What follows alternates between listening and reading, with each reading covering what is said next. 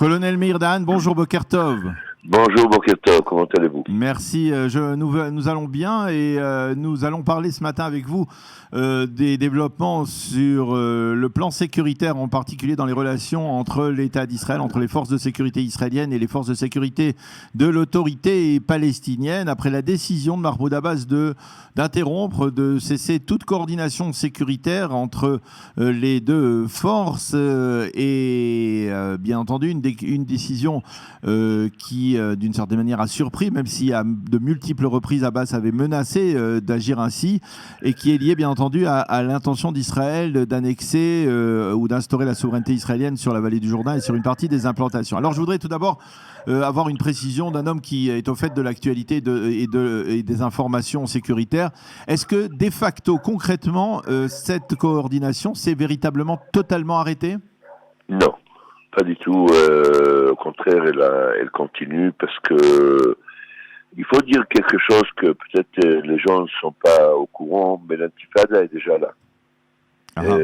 Il y a des centaines et des centaines d'événements, de petits événements qui se passent là-bas, et dans le territoire, et ça tracasse beaucoup les autorités palestiniennes, et bien sûr notamment les autorités israéliennes.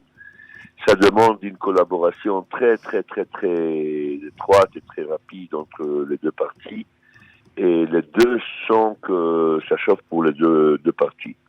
Ça, c'est d'une part. D'autre part, il faut comprendre que à Mazen et son âge, il y a beaucoup de choses qui buillent là-bas à l'intérieur, et la guerre des héritiers est déjà là depuis un moment.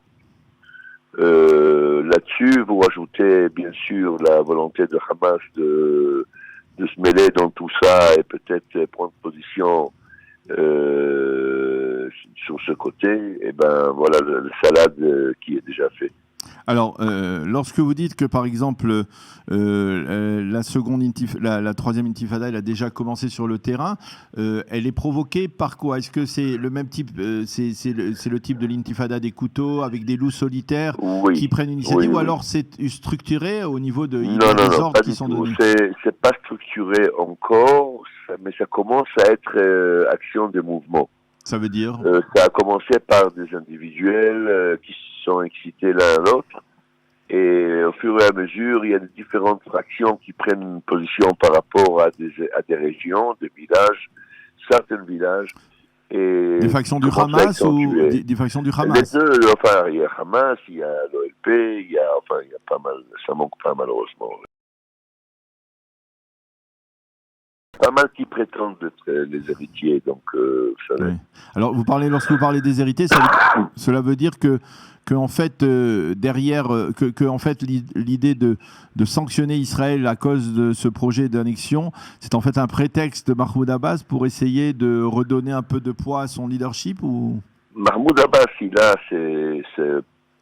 ses propres volontés, sa propre initiative personnelle. À son âge et à son état de santé, il veut être, aujourd'hui, il pense à l'histoire. Il pense à rien d'autre. Il pense pas à son peuple. Il pense pas à ce qui va se passer demain matin. Il pense à l'histoire. Il veut être désigné comme celui qui a évité à ce que la Palestine sera autre que leur rêve. Il faut comprendre il faut se rappeler, on a peut-être oublié, mais il est l'élève très dévoué de Arafat. Et Arafat a fait bien pire, a signé les contrats et sur l'autre bras a excité le terrain. Alors vous savez, il a d'où apprendre. C'est le même genre de tactique? Exactement la même. Pas avec la même force, et il n'a pas l'appui qu'avait l'autre à l'époque. Mais exactement, il essaie de faire exactement la même chose. Alors concrètement, vous me dites que la sécurité, la coopération sécuritaire, elle se poursuit. Je disais, Pour l'instant, oui. Je lisais tout à l'heure qu'il y avait une forme de sollicitation de la part des responsables palestiniens auprès d'Israël. Si Israël avouait que finalement elle n'a pas l'intention d'aller jusqu'au bout de cette démarche d'annexion, alors que la coopération sécuritaire reprendrait. C'est-à-dire, quel est l'enjeu pour les Palestiniens? Qu'est-ce qu'ils risquent si cette coopération sécuritaire s'arrête et pourquoi est-ce qu'ils en ont véritablement besoin? Ben, c'est connu que les autorités palestiniennes tiennent debout, surtout dû à l'appui israélien. De tous les points de vue, financier, sécuritaire et physique sur le terrain. C'est connu. Et ils savent très très bien ce qui va se passer et lorsqu'Israël serait plus occupé par ça. Et vous savez, l'annexion, on excite le terrain, mais elle n'est pas pour demain matin. C'est ça, oui.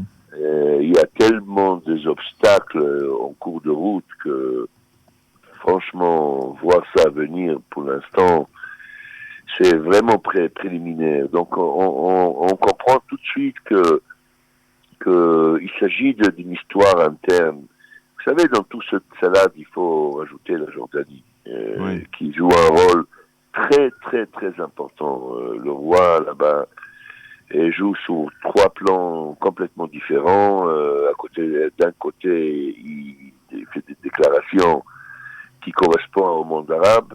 À côté de ça, il a vraiment la trouille, excusez-moi le mot, mais de ce qui va se passer si la collaboration sécuritaire arrêtera. Alors, il a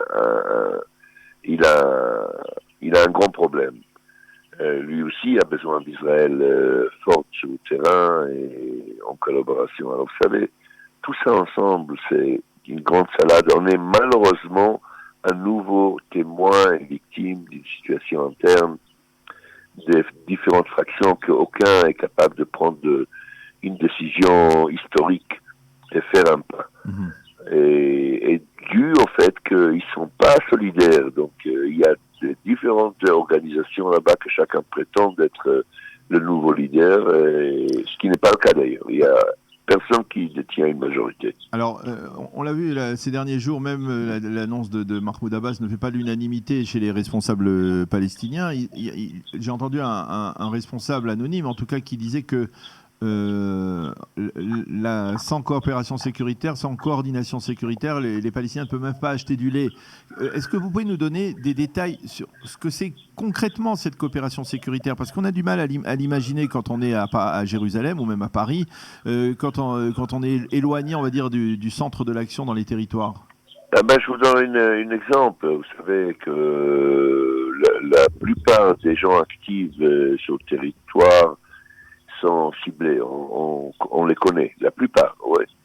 Et ils sont suivis. Et vous voulez dire les terroristes potentiels? Oui. Et du moment où il y a une action un peu bizarre sur le terrain, un groupement de certains gens qui doivent pas se grouper, ou des choses, enfin toutes sortes de renseignements, intelligence, sont passés aux autorités palestiniennes, on leur cible, on leur dit voilà, regardez là-bas, allez voir ce qui se passe là-bas. Ils font le travail d'ailleurs et ils ramassent ces gens, ils les disciplent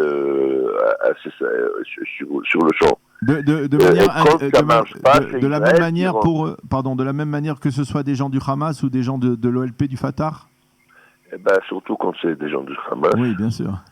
Et quand c'est des gens vous savez, même l'OLP n'est pas calme à l'intérieur. Oui, bien sûr. Ok, même à l'intérieur, si vous voulez, c'est un souci aussi pour l'OLP, les internes organisations, petites organisations qui se groupent autour de quelqu'un. Alors, tout ça ensemble, les autorités palestiniennes bénéficient pour l'instant des informations très précises et ils ramassent, ils essaient d'arrêter l'activité sur le champ avant que ça prenne forme. Tout ça, ils peuvent pas vivre sans ça. S'ils vont le faire, ça tournera tout d'abord contre eux. Et donc, quelque part, en tout cas, vous avez le sentiment que les choses peuvent rapidement, elles vont rentrer rapidement dans l'ordre parce que c'est l'intérêt commun des Israéliens et des Palestiniens, ou on va vers une dégradation? Non, pas du tout. La façon dont les autorités palestiniennes jouent risque de perdre contrôle, et à partir de là, c'est le désarroi complet. La bande de Gaza joue un rôle très important dans tout ça.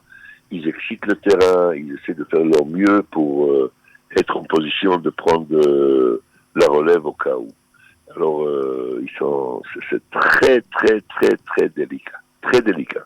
Jamais aujourd'hui, dans les rues et sur les champs de territoire, les deux forces courent comme, je ne veux pas vous dire des mots, mais ils courent très vite pour attraper des jeunes qui commencent à s'exciter. Mm-hmm. Il y a beaucoup d'actions qu'on n'est pas au courant. On doit être du côté des Israéliens, en tout cas préoccupés par cette instabilité, quoi.